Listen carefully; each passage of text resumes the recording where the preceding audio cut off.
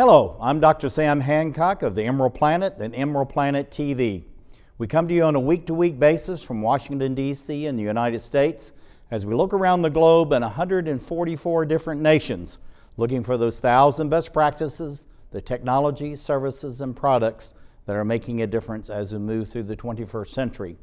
And as we have a planet of 9 billion people by 2038 and possibly 12 to 13 billion by the end of this century, how are we going to be able to take care of all these people on planet Earth? And that's what Emerald Planet's all about. We come to you looking at the solutions, the best practices from around the globe as we create the Emerald Planet. Hello, welcome to the Emerald Planet. We're making a difference as we move through the 21st century. And seeing the long-term impacts of climate change.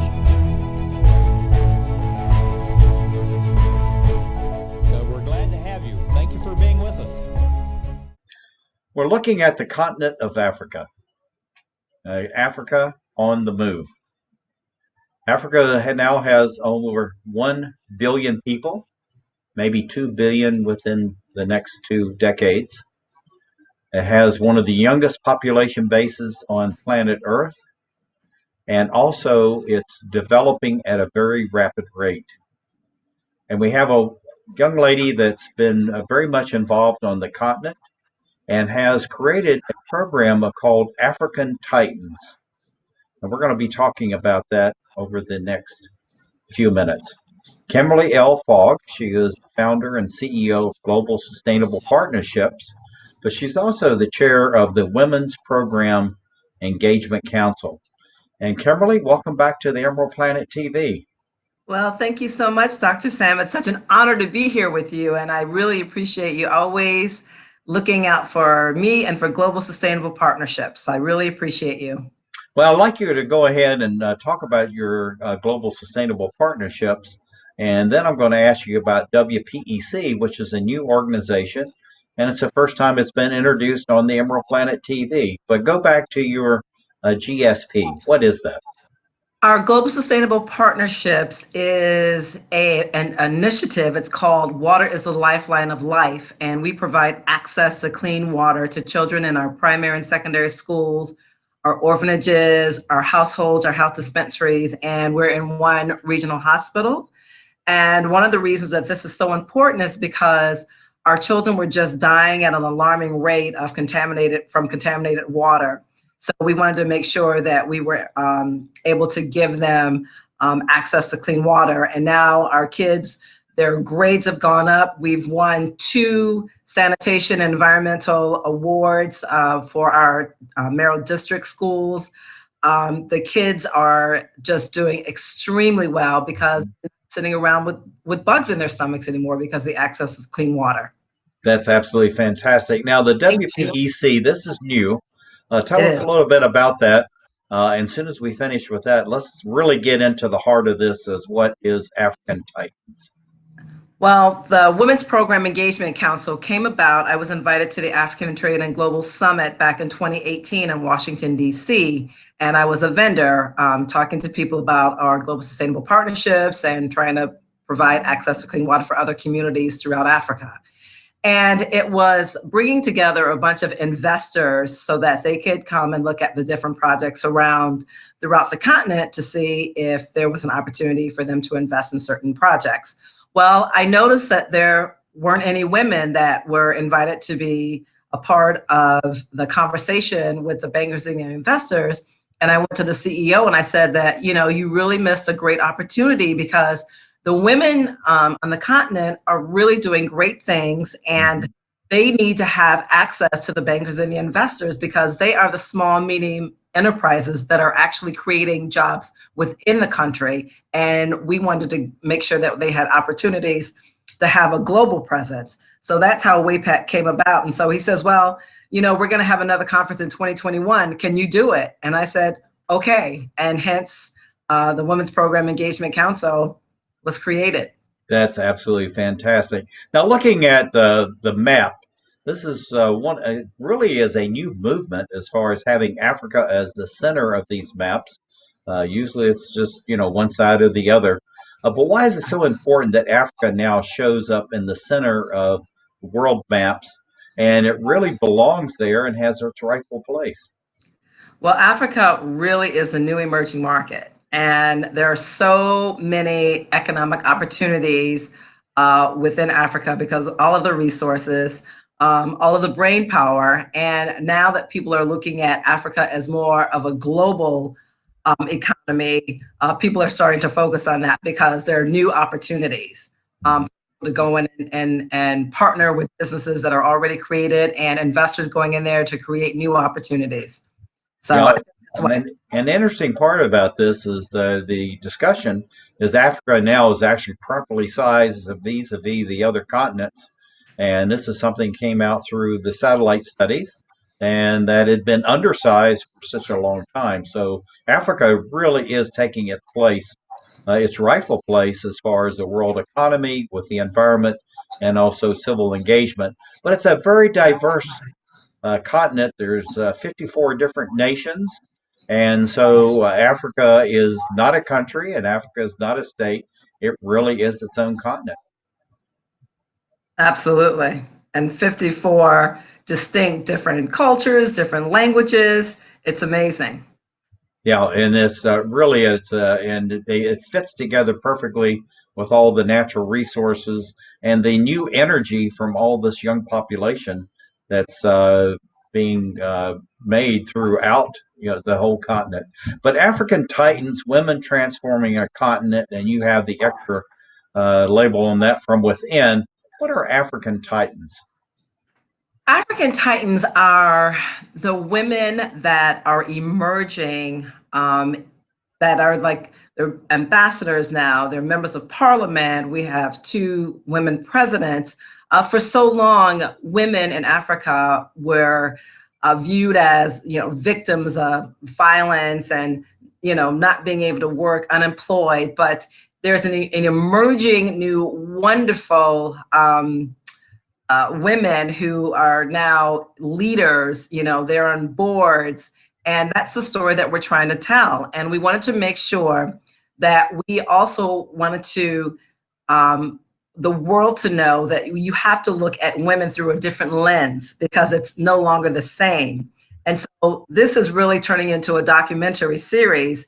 And we want to be able to showcase the women who have maybe grown up in a village and now, for example, our ambassador from Namibia, she was a child soldier, and now she is one of the ambassadors. She's a Namibian ambassador to the United States. So, you've got all of these emerging stories that are absolutely wonderful, but they're never told because they're stuck in Africa.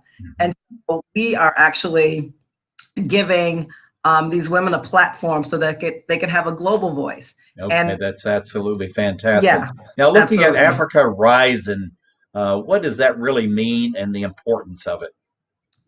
Well, it really means that all of Africa, like you said, there's 54 separate countries. They all have their very unique resources. And now the world is looking at them and companies are going in and trying to partner with them. So it's not just one region anymore. It's the whole continent is and their economies are growing. Yeah, that's absolutely. And also, too, as far as the economics, this is something that's been a dramatic shift over the last 20 or 30 years. The importance of Africa as markets to sell into and also to source from. So, what are you Absolutely. seeing as far as the dynamics of the economy across the African continent? Well, I think that in bankers and investors and just businesses are just looking at the people in Africa are not all poor people. There's poor people around the world. These are people who are potential clients and customers. And I think that they finally realize that, oh my gosh, these people are doing amazing work and they're growing their businesses. They're putting money back into the local economy. So they're starting to say, oh my gosh, well, maybe we need to capture that. And I think that's happening. Yeah, that's absolutely fantastic. And when you see, vibrant cities like this are popping up, I shouldn't say popping up, they've been evolving over a long period of time. But the world is just now starting to take notice as far as the dynamic, as far as the economy, the environment, and civil society development. So, what are these youth cities actually telling the world about the African continent? Well, first of all, everybody always thought that Africa was so far away that nobody actually really ventured to go to these different countries to really see, what's going on. And so now that the world has become smaller because we have become a global community, people are now going into these countries and saying, oh my gosh, not only are they just these beautiful, amazing communities, but they are emerging markets and there's opportunities there.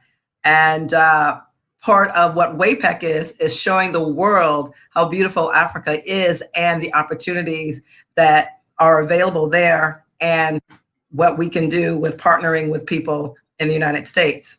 Now, looking at this notion of stories, why are stories so important? And I prefer the term narrative. There's really an emerging narrative about the dynamics and the importance of Africa as we move through the 21st century. But why are the stories, the narratives of these African titans, the women, so important in the 21st century? Well, first of all, women in these communities have not had the opportunity to have their own voice. Everybody's always spoken for them. Men have always spoken for the women. And so we wanted to make sure that because we consider ourselves mentors for the next generation, that we give our young girls and our young boys the opportunity to hear about the stories of these women who may have grown up in a village, but now they are, like I said, they're on boards, they're now members of parliament, 2 presidents, they're attorneys, they're doctors. We wanted to make sure that these women are telling their stories in their own voices. Who better to tell your story than the person who has lived it, right? Mm-hmm. And we just believe that that's just a wonderful gift to give to our kids because it really allows them to say, oh my gosh, just because where you started doesn't mean where you're going to end up. Yeah, they're looking at the images of these African titans, and we're running out of time, but I tell you, it's just incredible to see the dynamics, the energy that they have, but also the diversity. I'm going to leave this up for just a second. What does this image, this picture tell us about the diversity and the new energy on the African continent? It just shows how women are. Women always work together. So for us, we don't ever think that there was a divide. Maybe other people thought that there was a divide, but women have always come together because we always wanted to make sure that we created the best opportunities for our families and our communities. So for me and for most of the women who I work with, and they're amazing, we're used to being in these environments with women from all over the world and from throughout the continent. So this is not new to us. Now, looking at this, and we're going to go out on this and one other image, but the dynamics of this photograph here, you can feel the energy, you see the power, you understand that there's a huge amount of investment here. So what do you see for African Titans and your movement as far as the Women's Program Engagement Council over the next 5, 10, and 15 years? We have to be quick. We're going to be the women. We are going to be making sure that women are a part of this new emerging markets, that they will have a piece of the pie, that investors will look at them with a new lens and will start investing in women and investing in their businesses and making sure that they're not being left behind, that they are actually moving ahead and they're helping create better and healthier and more educated communities. This is Kimberly Fogg, founder, CEO of Global Sustainable Partnerships. Thank you for being with us as we create the Emerald Planet. Thank you so much, Dr. Sam. Really appreciate it.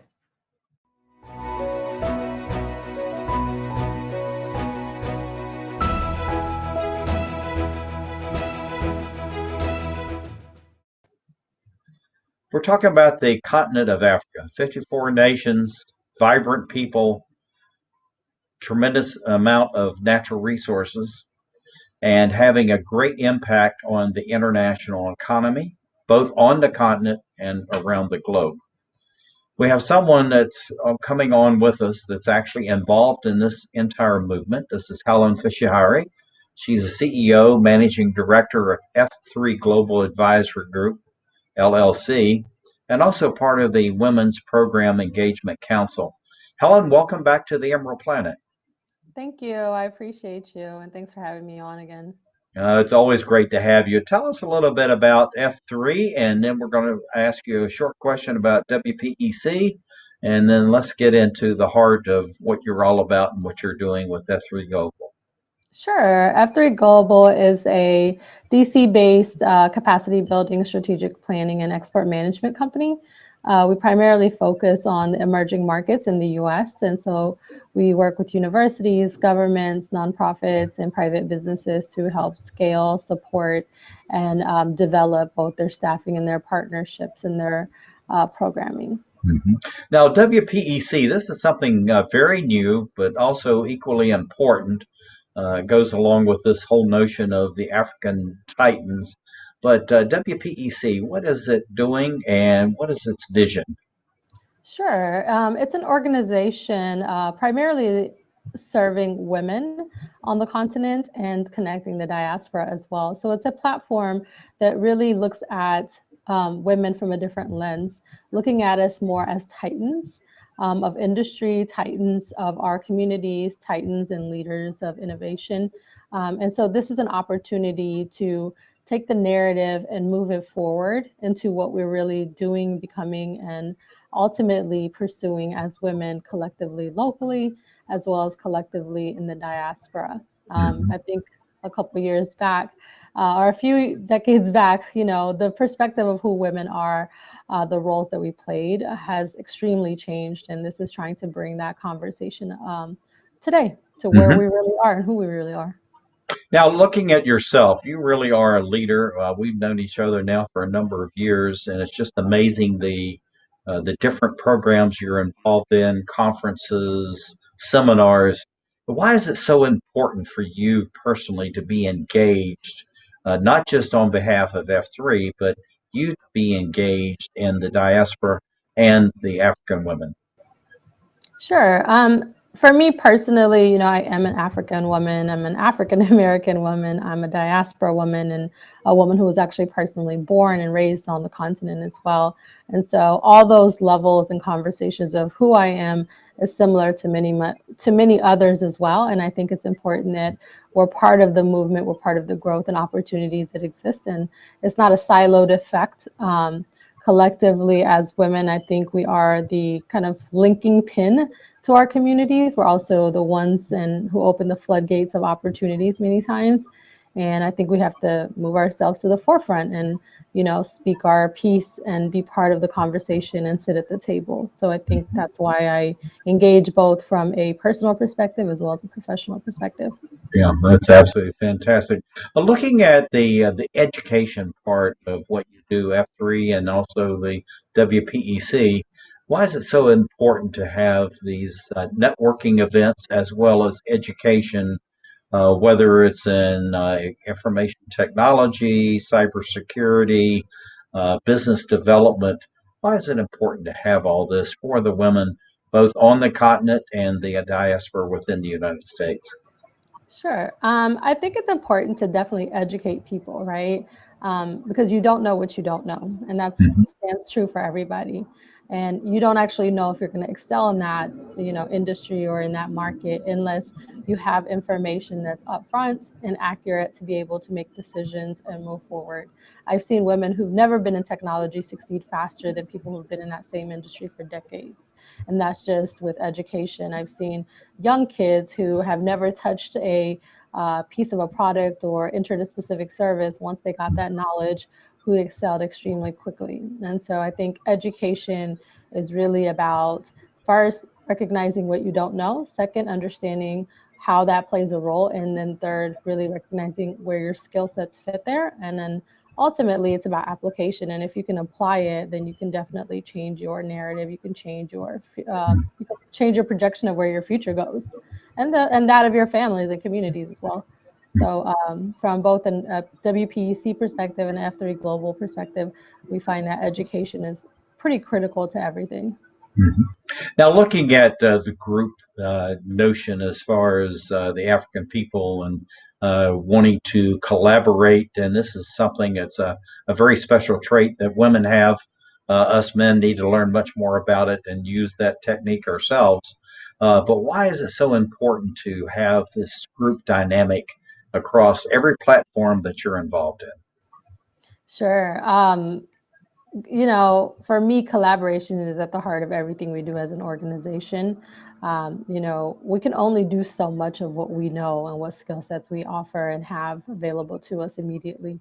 But with partners, with collaborators, with benefactors, with local communities, with international communities, we can reach so much more people and do so many more things.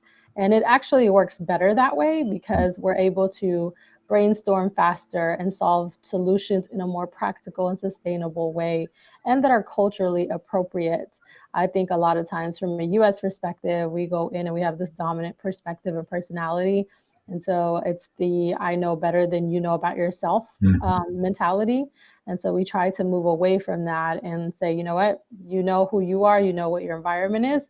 We're just here to help you figure it out better from a perspective like shared collaborative vision and shared perspectives. And there are roles that we can play and there are roles that you can play. But I think if we play them together, and then we could do better. That's absolutely fantastic. And I notice this is something that no matter where you are, people are really engaged, they're involved, but there's a sense of pride, but also happiness of being together, of sharing, of being part of the group. What is it about what you're doing and how you organize these events? Or is it coming just naturally from the people that actually participate? In essence, they self select to be a part of your dynamic.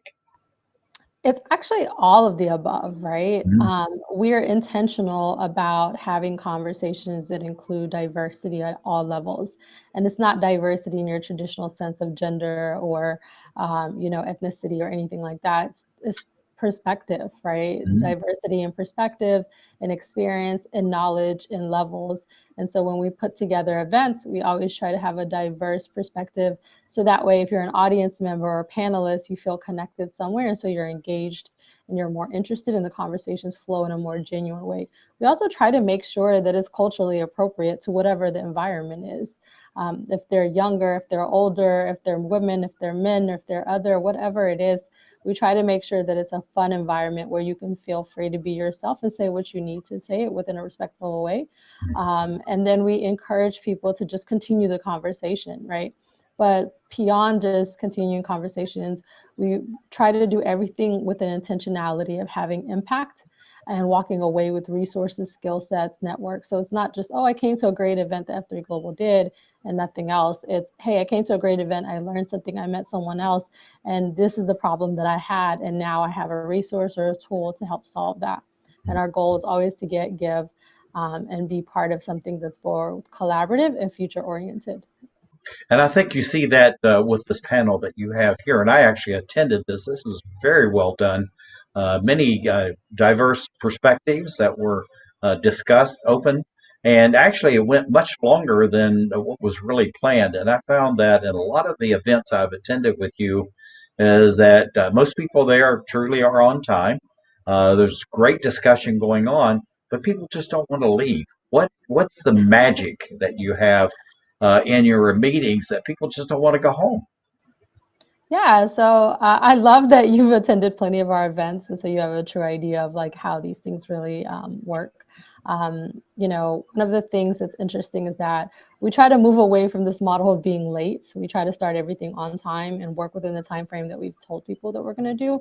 But what we find is that almost every event goes way longer. And a big part of that is because people are actually having a great time and want to stay. And so we actually check in with them at the end to be like, hey, we're supposed to end in the next 10, 15 minutes. Let's gauge where you're at and what you want to do. And I would say 10 out of 10 times they want to keep talking and keep engaging and keep moving forward. And again, a big part of that is just perspective and creating a safe and healthy environment where people can actually Right. solve their problems there and are excited to be there. And self-selecting is a part of it, right?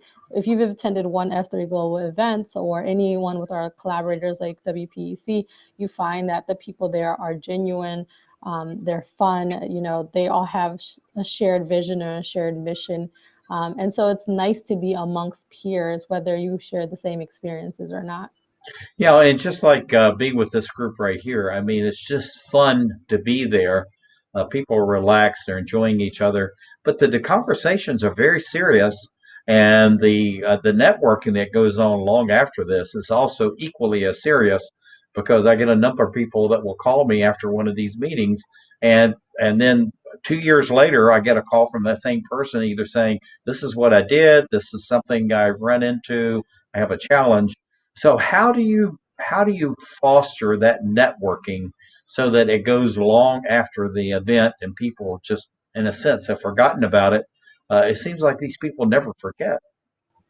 Yeah, so we do a lot of legwork. People don't see it on the front end, but before we put an event together, we put people together, we actually know who's sitting at the audience, right? And what their problems are, and what their priorities are, and what their goals are, and especially what accesses and networks that they have available to.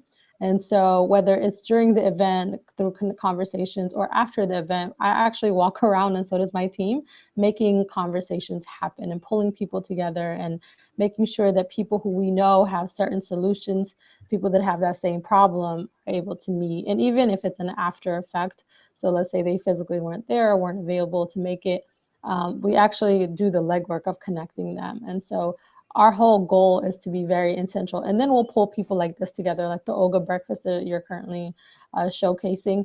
That was senior executive, CEO technology companies. They're at the medium to big corporation level. And so their problems, their teams are so much larger. And so for them, some of it was like, we need a specific tool or we need access to a specific market. But they all came in and they were prepped to talk about both the opportunities that they have available for their network, but they also came in with specific solutions that they were looking for. And we were able to like have a beforehand conversation. So that conversation went really well.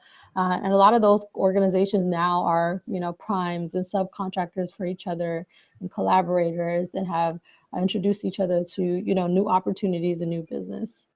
Well, Helen, thank you for being with us. This is a fantastic conversation. It's just really dramatic, the work that you're doing and the importance that you're bringing into the community. This is Hellen Fissihaie. She's the CEO, Marketing Director, F3 Global Advisory Group, part of the Women's Program Engagement Council as we create the Emerald Planet.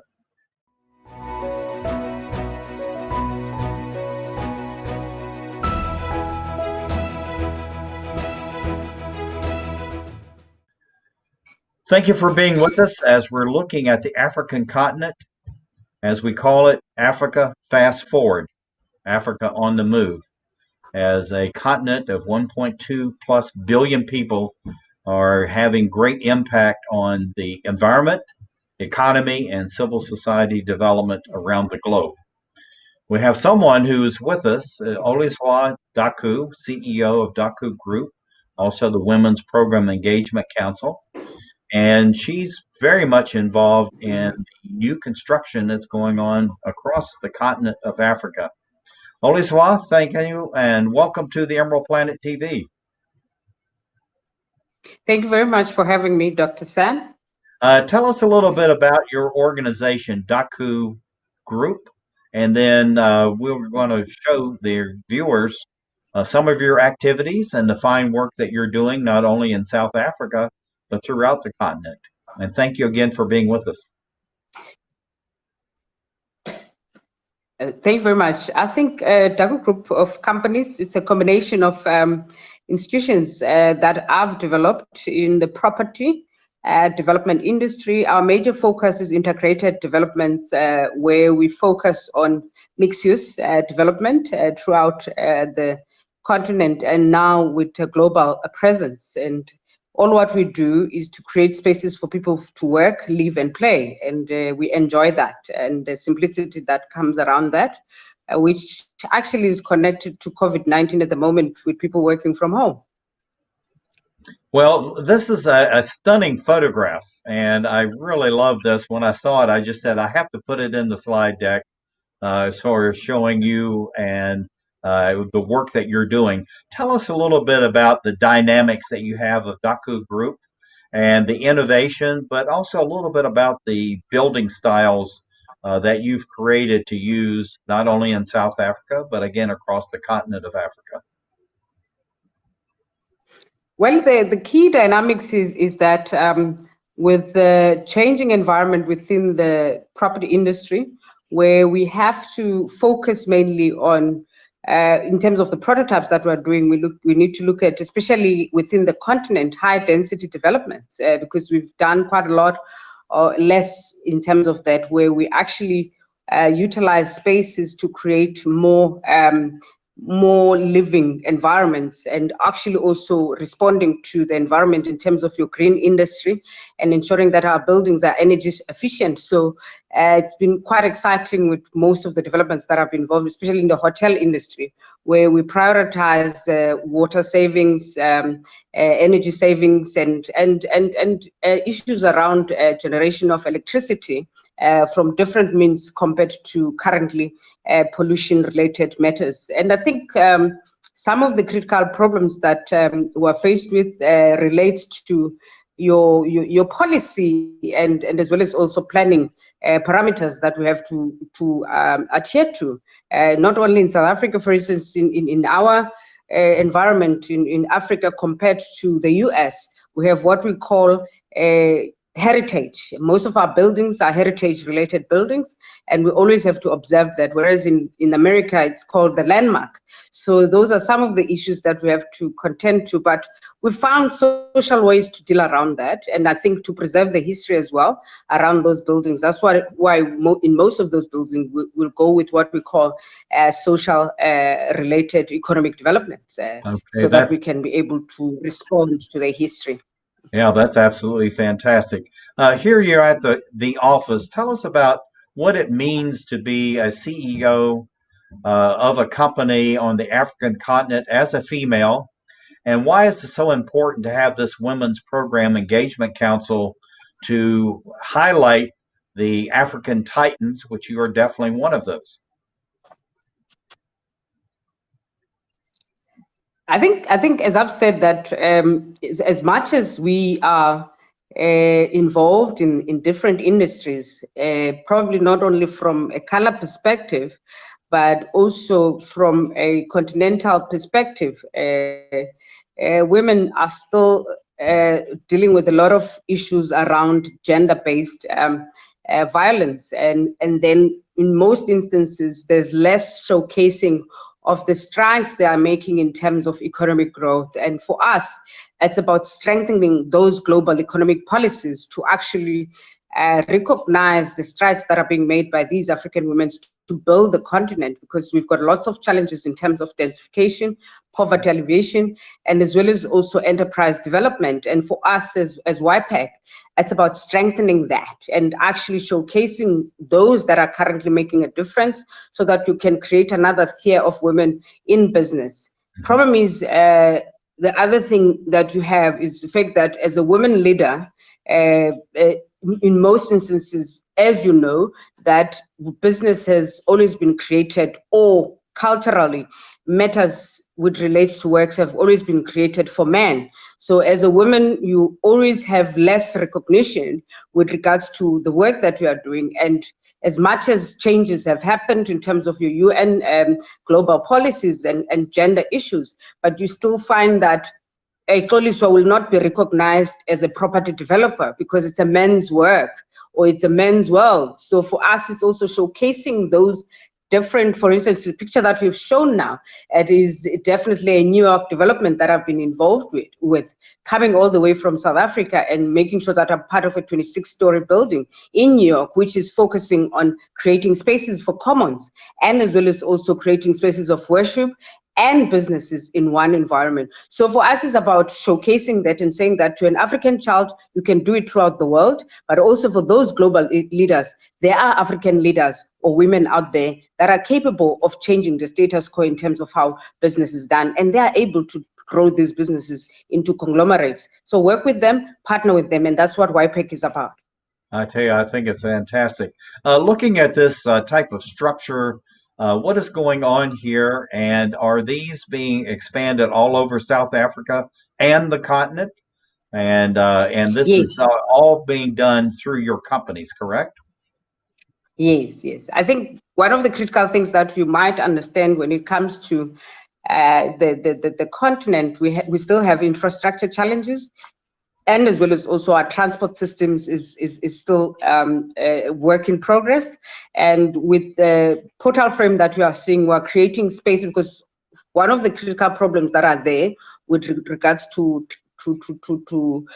transport infrastructure, it leads to a lot of congestions in terms of traffic, and as well as also it leads to challenges in terms of your fatality rates, in terms of accidents on the road and so on. So you find that towns do not have proper spaces for people to even park their cars. So we came up with these transport interchanges, which are closer to commercial activities, so that people can leave their cars and walk through town in terms of being able to work and also shop at the same time. So those portal frames are created to have those transport interchanges for better places for cars to park, and as well as also for long distance transportation. As you know, that we use buses quite a lot, and what we call 28-seaters to transport those that do not have cars in between cities and towns. And that is basically what we are saying. So you're moving those bigger traffics away from the main road, which is supposed to be utilized to create business or economic growth for the smaller towns. And this is very popular with the smaller towns. And also too, what we're just looking at, and with these buildings we're seeing here, is that you're trying to reduce the carbon loading into the environment and make it much more convenient, but much more energy efficient, and just actually removing the greenhouse gases before they're ever emitted. But looking at the structures that we have in front of us here, these are very attractive. You know, they're student housing as well as a hotel. So how are you able to incorporate the energy efficiency as well as comfort, and to give the idea that Africa is becoming very modern, and it's becoming very progressive as far as its building styles and even the materials that you are using? Well, obviously that's where the relationships that we're creating with the first world prototypes, where you would look at small matters such as your construction material that we're going to be utilizing there. There's foam, there's rebars that we're introducing into the market, which are more efficient in terms of the structures that we are going to do with regards to buildings. There's what we call in South Africa boreholes, in terms of sourcing water from different resources and natural resources, that rather than utilizing what is not efficient within our, as you know, currently in our country, we had a serious problem with water shortages. So those have been measures that have been put in place specifically for student accommodation. Key things that have come to the fore is definitely what we call social housing.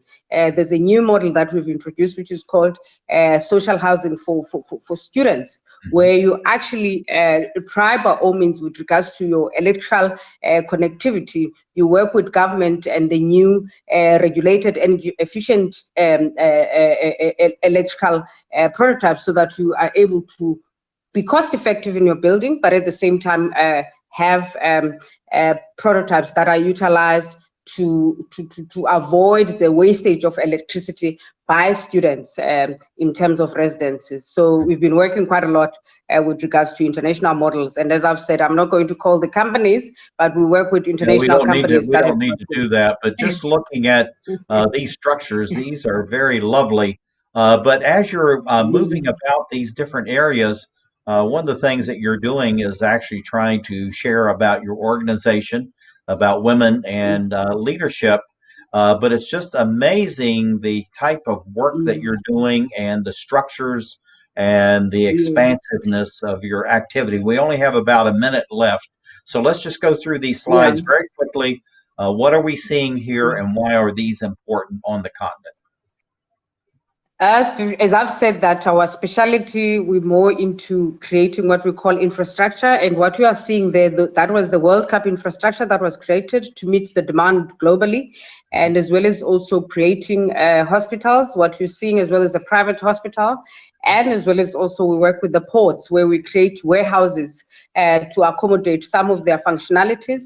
You see hotels as well, where we work with global hotels such as your Sol Kesna, and also going into your low-income areas and creating commercial mixed-use activities such as retail, and as well as also accommodation for people to stay as well. So we're quite very much averse in terms of your economic development trends on investment and trade, and ours is about sweating properties or assets so that they could be able to revitalize spaces for people to live, and then we make our profits at the end of the day, but in a responsible way and socially. Well, we have about 10 seconds left. What do you see for the growth and expansion of Daku Group over the next 5, 10, and 15 years? And we have to be quick.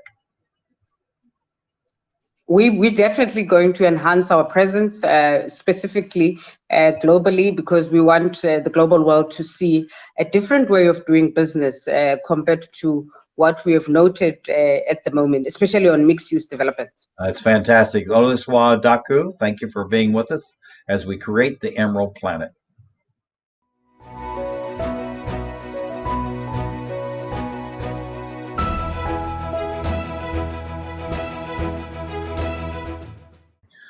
Looking at the continent of Africa, 54 nations, over 1.2 billion people.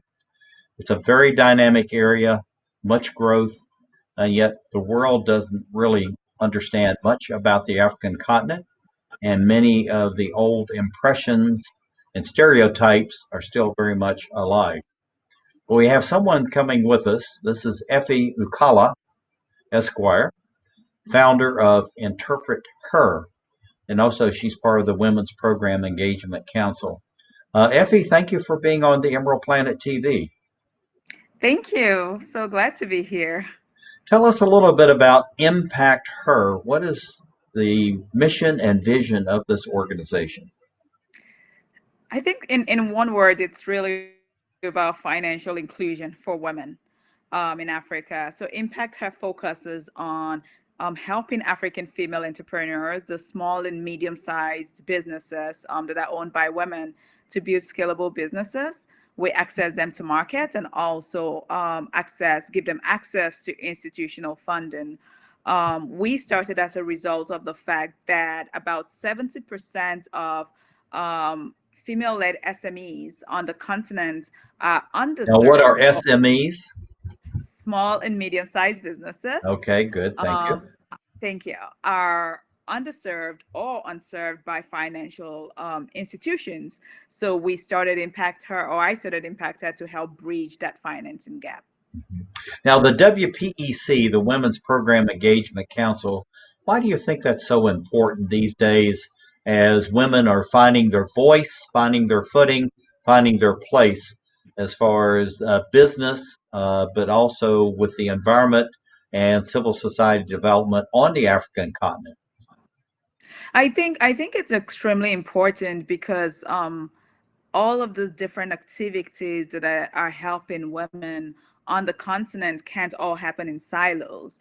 So WPEC brings these different leaders together to sort of talk about the unifying issues and also figuring out how best to address it from a bird's eye view perspective. I think that's absolutely fantastic. Now, you have many contacts. You have an incredible network. Tell us that we're looking at here. But really, the essence of this photograph is, why is networking so important? Yeah, that is actually a photograph of me and one of our trainees that came all the way from Cameroon to Dallas to be able to exhibit her products. Networking, and that's part of what Impact Her does, right? Bringing those women together and creating opportunities for them. This was a situation whereby I was invited to speak at a diaspora conference in Dallas, and I negotiated that my women from the continent should be able to join me and showcase their products to be able to get access to buyers in the US. And she's actually one of the success story, was able to do that. So again, that's the power of networking. So it's really all about finding out where what the needs are and figuring out how do we help connect that dot, and connecting that dot in such a way that the African female entrepreneur benefits from it. Yeah. Now, looking at the seminars, the conferences, the presentations that you're involved in, this is something I know it's very important as far as impact her. Tell us a little bit about how you identify some of the speakers and how you magnify the engagement across many sectors of society so that women are getting exposed to a broad base of the society and not just within little stovepipes. Yeah. So we identify leaders in the different networks and in the different markets.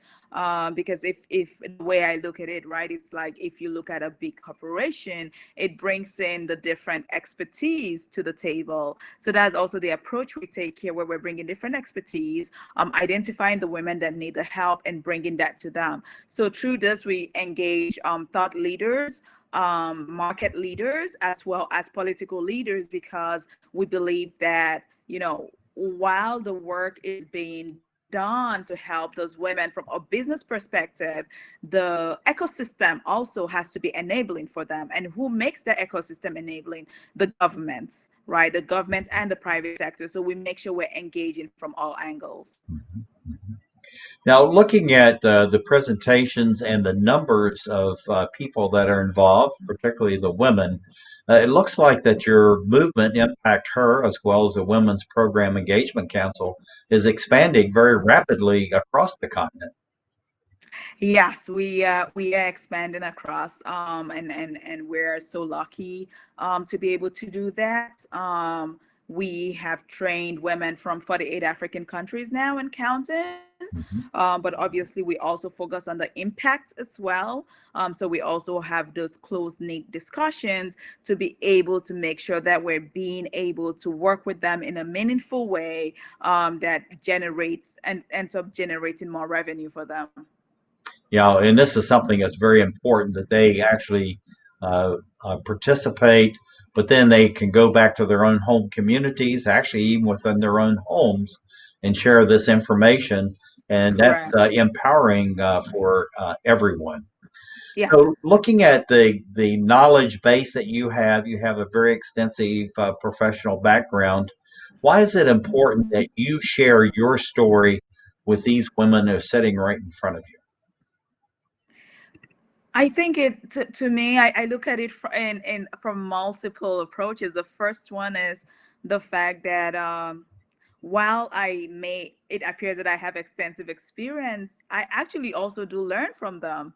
So it's really a two-way street, right? Where you work with someone to learn, very unique issues that they're facing, and then together figure out a way to unpack it and solve it. But on the other hand, I believe that, there are a lot of us that I call bridges, right? We are in a different community, but what we do could actually impact those we left behind, right? So I think like it's important for us to be able to keep serving as bridges, to be able to impact those that may not be as knowledgeable, or to be able to also learn from those that are knowledgeable of, very unique issues that could share with us that we could actually take back and help others.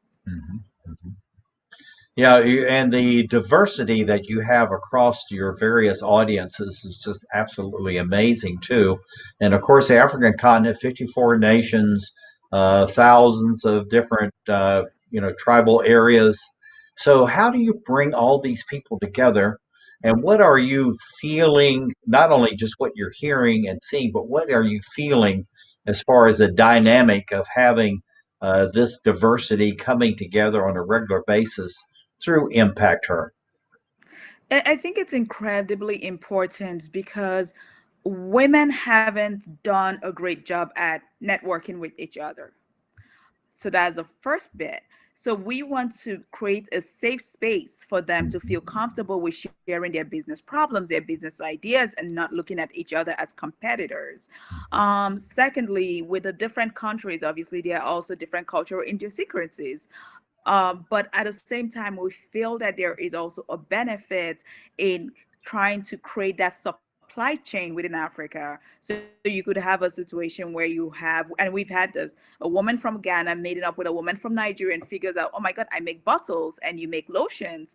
Can you actually supply my bottles that I need instead of me, going to some other country where I've been purchasing it at a higher price. So we're also helping to create the supply chain, especially against the backdrop of the fact that we will be the AFCTA will be implemented in June. So we want to make sure that African women are part of the success story for the AFCFTA.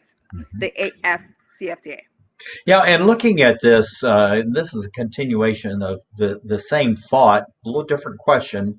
You have the 54 nations, and people keep thinking about exporting around the world, going to the North American continent, Europe, Asia, and places like that. But in 54 nations and rapidly expanding population bases, how can you help these ladies to look at, we need to look within the African continent itself, and let's just that example you gave before, Nigeria and Ghana.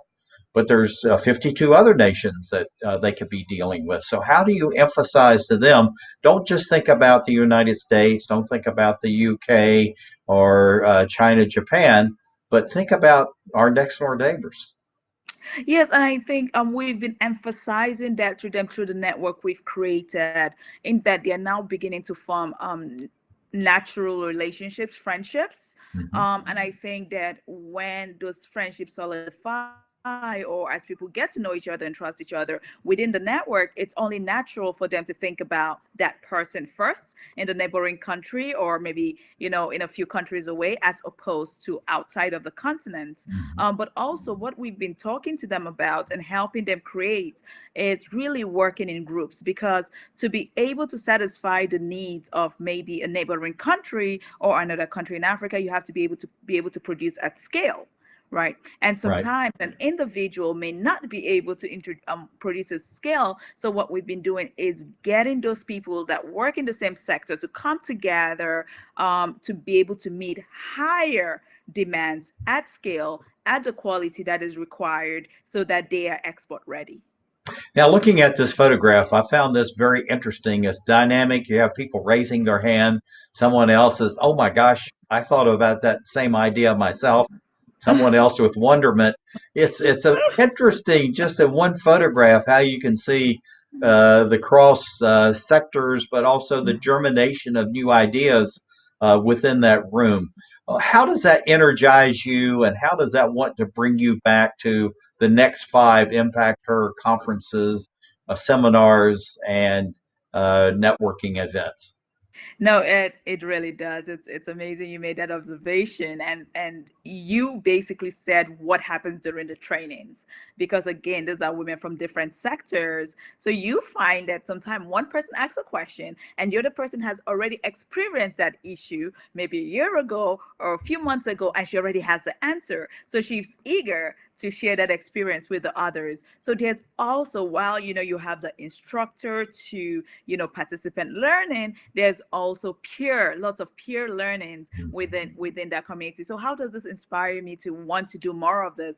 The success stories. We've had women that said, look, after the program, within 4 months of implementing, what happened. In fact, a particular woman said this, she increased her turnover by 40%. That's right? absolutely incredible.